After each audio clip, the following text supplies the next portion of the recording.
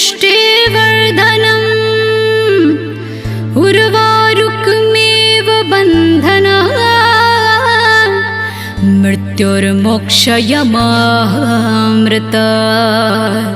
हर हर महादेव।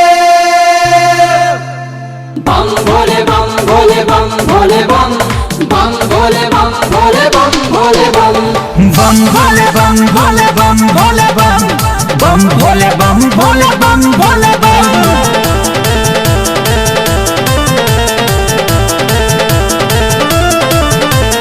इनके दर पे जो कोई भी आता है बम बम मांगे मुरादे पूरी करके जाता है। ओम नमः शिवाय। अरे इनके दर पे जो कोई भी आता है मांगे मुरादे पूरी करके जाता है। जब कौनो समस्या के सूझे ना उपाय तब बोलो ओम नमः शिवाय। तब बोलो ओम नमः शिवाय। तब बोलो ओम नमः शिवाय। तब बोलो ओम नमः शिवाय।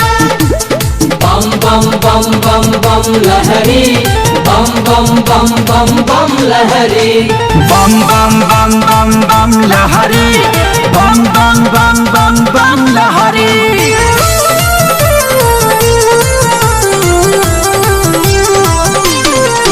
नंदी पे देखो सवार है खुला इनका दरबार है। क्यों भगता परेशान है महाकाल जब जान है। महाकाल जब जान है। रखो बाबा पे ही आस रोग दुख होगा नाश। पेन्ही मिर्गा के छाल ये है कालो के का। कौनो दुखवा तुमसे ना सहाय तब बोलो ओम नमः शिवाय।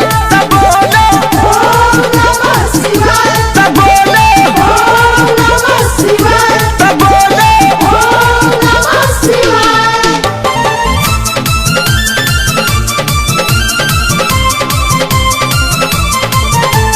जान रहा संसार है शिव ही पालनहार है।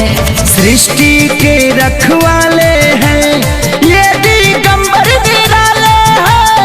ये दिगंबर निराले हैं। सुनो करो विश्वासों के सारी प्रकाश। इनकी शक्ति है खास चले मुर्दे में भी सांस। जब कष्ट हो दुनिया में तुमसे जिया ना